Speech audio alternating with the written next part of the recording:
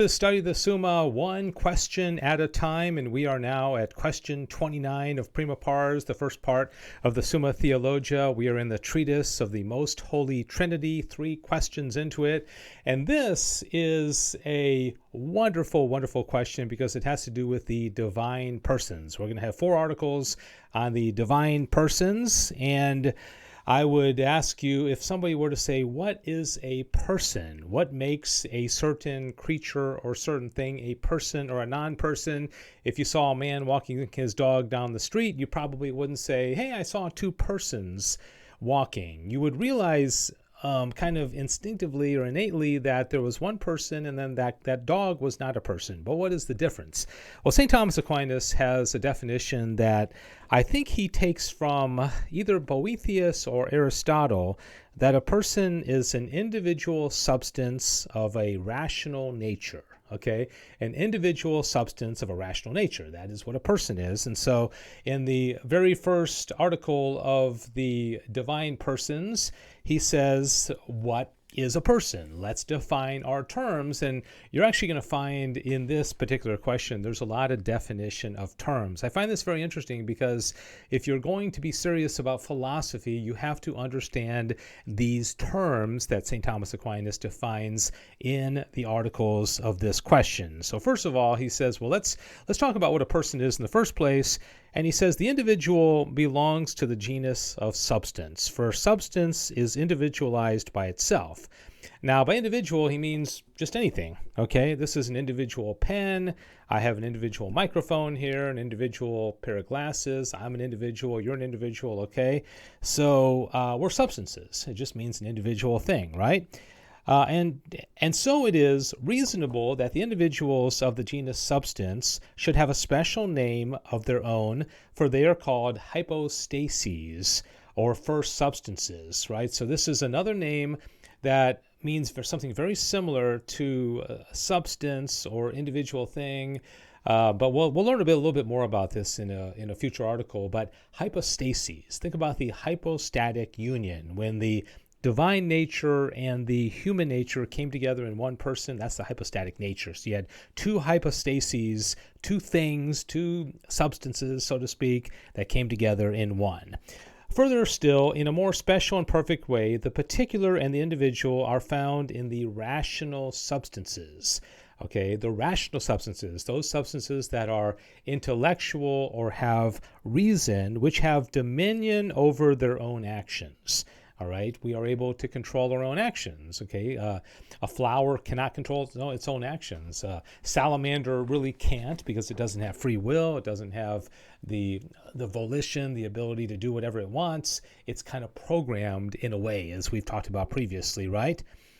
Okay, and which are not only made to act like others, but which can act of themselves. For actions belong to singulars, therefore also the individuals of the rational nature have a special name, even among other substances, and this name is person.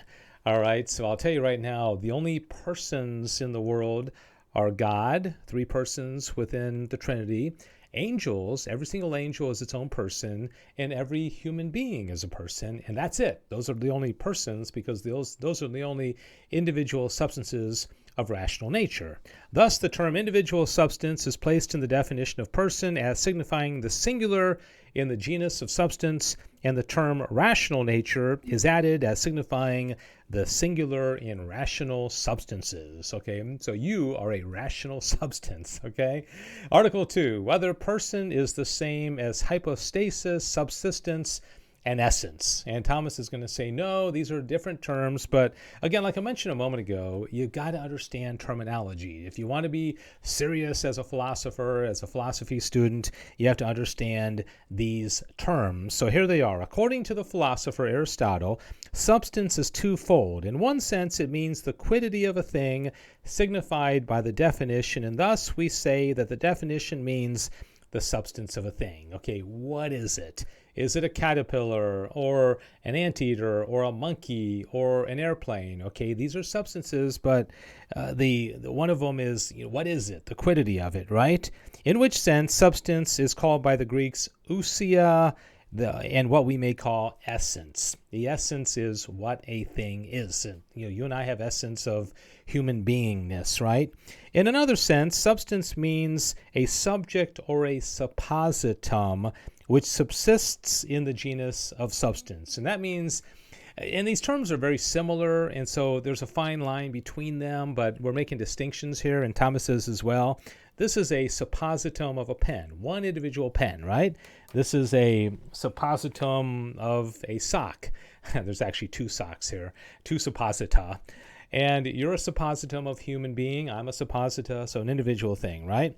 It is also called by three names signifying a reality. That is a thing of nature, subsistence, and hypostasis, which we've already talked about, according to the threefold consideration of the substance. For as it exists in itself and not in another, it's called a subsistence.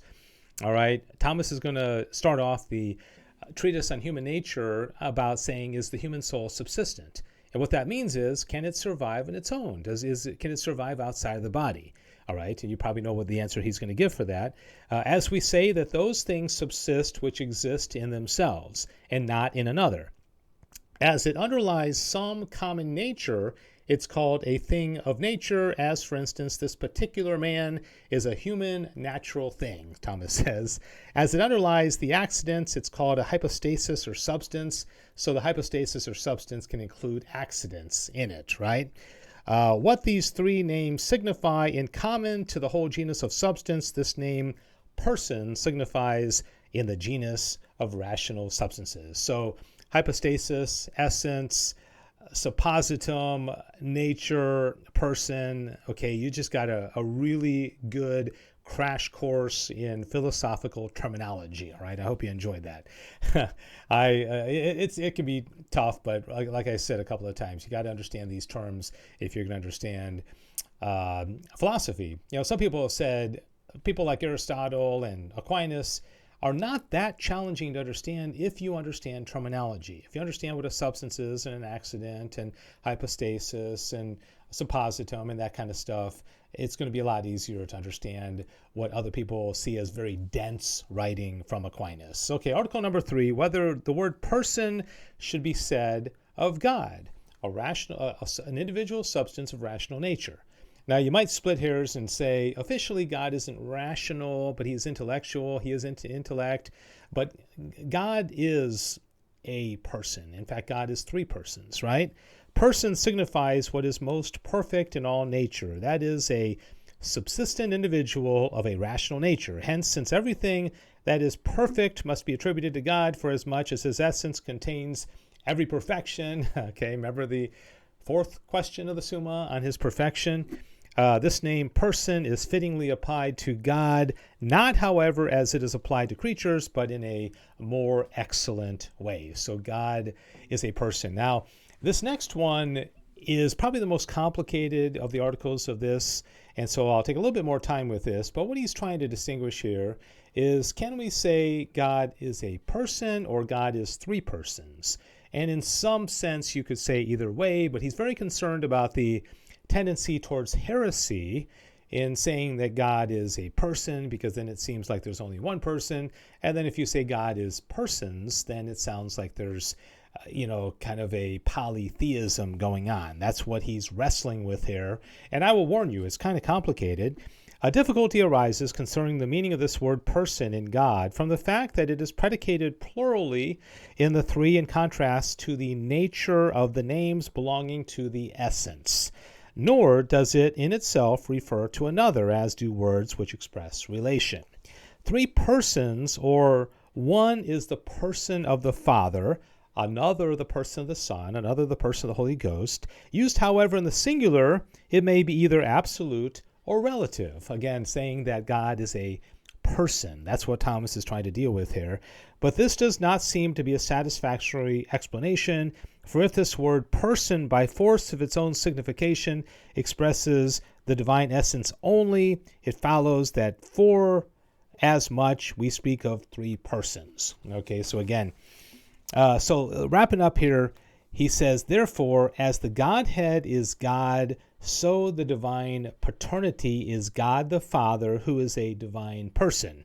Therefore, a divine person signifies a relation or subsisting, okay? Because the Father is a subsisting person within the essence and nature of the Blessed Trinity. And this too signifies relation by way of substance, and such a relation is a hypostasis subsisting in the divine nature. Okay, I hope you're following this. I know it's a lot.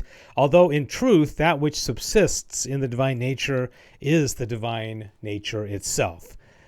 All right. Thus, it is true to say that the name person signifies relation directly and the essence indirectly. Okay. So remember, we learned yesterday in the question, there's relations going on within the Blessed Trinity. Okay. However, the relation is such, but as expressed by way of a hypostasis. So likewise, it signifies directly the essence and indirectly the relation, inasmuch as the essence is the same as the hypostasis, right? While in God, the hypostasis is expressed as distinct by the relation, and thus relation as such enters into the notion of the person indirectly. So I think what the bottom line here is from this article, even though it's kind of complicated, is that each of the persons has their own hypostasis because they are separate persons subsisting in one nature, one essence, okay? Nobody ever said that the teachings of the Blessed Trinity are easy. It is complicated. It's a tremendous and profound mystery of our faith, and I hope that this made sense to you. Thank you for hanging in there. The Trinity is one of the denser and more challenging parts of the Summa Theologia. Once you get through this, we're going to get into creation and then angels and human nature, and it gets easier after that. Even though God is simple, because of the limitations of our minds, it's a little bit harder for us to grasp. Okay? That's question number 29 of the Summa Theologia, and thank you for joining me as we go studying the Summa one question at a time. God bless you. St. Thomas Aquinas, pray for us.